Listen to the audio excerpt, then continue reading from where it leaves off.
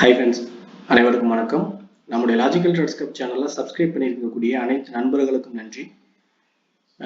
நம்ம இன்னைக்கு நிஃப்டியோட ஓவரால் ஸ்ட்ரக்சர், கரண்ட் மார்க்கெட் எப்படி இருக்குது அப்படிங்கிறதும், அதில் நம்ம இன்ட்ராடேல எந்த மெத்தடை ஃபாலோ பண்ணலாம் அப்படிங்கிற விஷயத்த டீட்டெயிலாக பார்ப்போம். ஸோ அதுக்கு முன்னாடி டெலிகிராம் சேனலில் நம்ம ப்ரொவைட் பண்ண லெவல்ஸும் டீட்டெயில்ஸையும் ஓவராலாக பார்த்துட்டு அதுக்கப்புறம் கண்டினியூவாக நம்ம டீட்டெயிலாக பார்க்கலாம். ஸோ நம்ம ப்ரீவியஸ் டேஸில் வந்து பார்த்தீங்கன்னா மார்க்கெட்டோடைய ஸ்ட்ரக்சர் எப்படி இருக்கு அப்படிங்கிறதுல பர்டிகுலரா இன்ட்ராடேவில் ரேஞ்ச் மூவ் போயிட்டு இருக்கு அப்படிங்கிறத இன்டிமேட் பண்ணிட்டோம். அதுல ஃப்ரீ ஆப்ஷன்ஸ் கால்ஸ் அப்படிங்கிறது பார்த்தீங்கன்னா 20 பாயிண்ட் ப்ரொவைட் பண்ணோம். ஸோ 230 250 வரைக்கும்.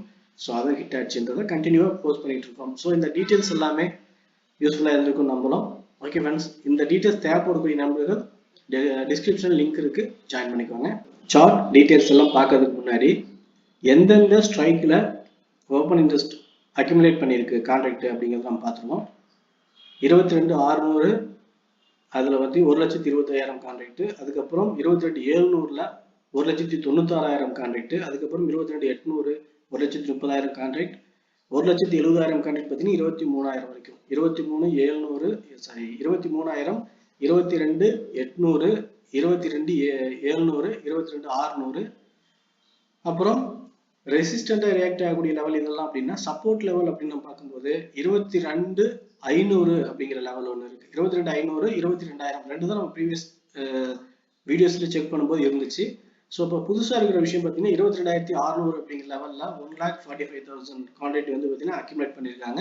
ஸோ அப்போ இந்த லெவல் முக்கியமாக கொஞ்சம் புதுசாக இருக்கிற விஷயம். ஸோ இந்த டீட்டெயில்ஸ் எல்லாமே நம்ம சார்ட்ல பார்க்கும்போது எப்படி இருக்கலாம் அப்படிங்கிறத அனலைஸ் பண்ணுவோம். சார்ட்டை பொறுத்த வரைக்கும் ப்ரீவியஸ் வீக்லயே மார்க்கெட் வந்து ஒரு ரேஞ்ச் ஃபார்ம் பண்ணி வச்சது. அதாவது 22,800 இருந்து 23,100 வரைக்கும் பார்த்தீங்கன்னா ஒரு ரேஞ்சு. அந்த range down side break out ஆகும்போது இப்போ 22,500 அப்படிங்கிற சப்போர்ட் எடுத்திருக்கு. இதுக்கு அடுத்து மறுபடியும் 22,000 அப்படிங்கிற சப்போர்ட் எடுக்கணும் அப்படின்னா 22,000க்கான சப்போர்ட் எடுக்கிறதுக்கு இன்னும் கொஞ்சம் அக்யூமுலேஷன் தேவைப்படுது. அதுக்காக 22,600 அப்படிங்கிற ரெசிஸ்டன்ட் லெவல்ல, அப்படின்னா 22,800 அப்படிங்கிற லெவல், இந்த ரெண்டு லெவல்ல மார்க்கெட் அக்யூமுலேட் பண்ணிட்டு, அதாவது செல் சைட் அக்யூமுலேட் பண்ணிட்டு டவுன் போகும்போது நமக்கு அந்த லெவலுக்கான பாயிண்ட்ஸ் கிடைக்கும். 22,800 அப்படிங்கிற 22,600 அப்படிங்கிறது ஸ்ட்ராங் ரெசிஸ்டன்ட் ஆகும், அல்லது 22,800 அப்படிங்கிறது ஸ்ட்ராங் ரெசிஸ்டண்டா இருக்குமா அப்படின்னா 22,800 தான் என்னுடைய பாயிண்ட் ஆஃப் வியூல ஸ்ட்ராங் ரெசிஸ்டன்ட். ஆனா 22,600 ரியாக்ட் ஆகிற அளவுக்கு தான் மார்க்கெட் வீக்கா இருக்குன்னு நான் பார்க்கலாம். ஒருவேளை இந்த 22,600 பிரேக் அவுட் ஆனா 22,800 இந்த லெவல் வரைக்கும் போயிட்டு மறுபடியும் ரிவர்சல்ல நம்ம புட் ஆப்ஷன் எடுத்து ஹோல்ட் பண்ணலாம், சூப்பரா இருக்கும். இல்ல 22,600லயே ரிவர்சல் ஆகுது அப்படின்னு சொன்னா ஒரு சின்ன ஸ்டாப் லாஸ் லெவல் வச்சுட்டு, அதாவது சின்ன ஸ்டாப் லாஸ்ன்னு 22,680 அப்படிங்கிற லெவல் தான், அந்த லெவல் வச்சு 22,500 வரைக்குமே நம்ம ஃபர்ஸ்ட் டார்கெட் ஆகும். அந்த லெவலுக்கு கீழே 22,000 வரைக்கும், சரி 22,300 அப்படிங்கிற அடுத்த டார்கெட் 22,350 to 300 இந்த ரெண்டாவது டார்கெட்டும், இதுக்கு அடுத்தது பார்த்தீங்கன்னா 22,000 அப்படிங்கிற மூணாவது டார்கெட் வரைக்கும் நம்ம ஹோல்ட் பண்ணலாம்.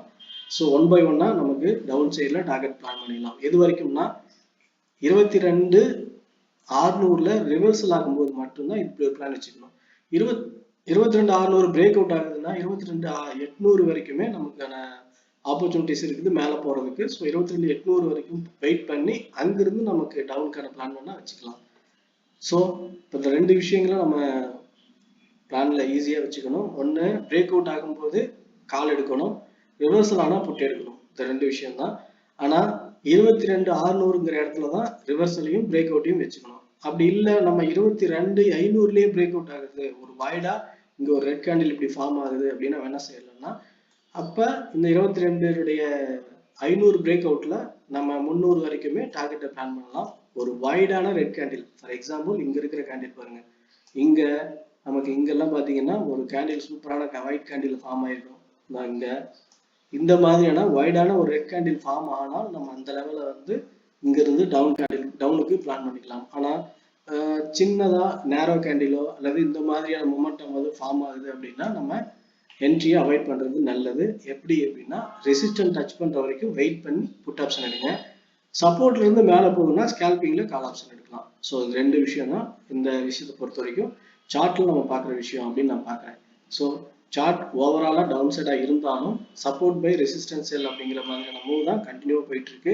டவுன் சைடு ஹோல்டிங் வைக்கணும் அப்படின்னா அதுக்கு ஸ்ட்ராங் ரெசிஸ்டன்ட் டச் பண்ணி ரிவர்சல் ஆகும்போது தான் அதை பண்ணணும். அப்போதான் நமக்கு ஈஸியான ஒரு சின்ன ஸ்டாப் லாஸ்ல ஒரு நல்ல ரேலிக்கான பாயிண்ட் கிடைக்கும் அப்படிங்கிறது தான் என்னுடைய பாயிண்ட். ஸோ அந்த வகையில் தான் இந்த 2 லெவலை நம்ம பிளான் பண்ணியிருக்கோம்.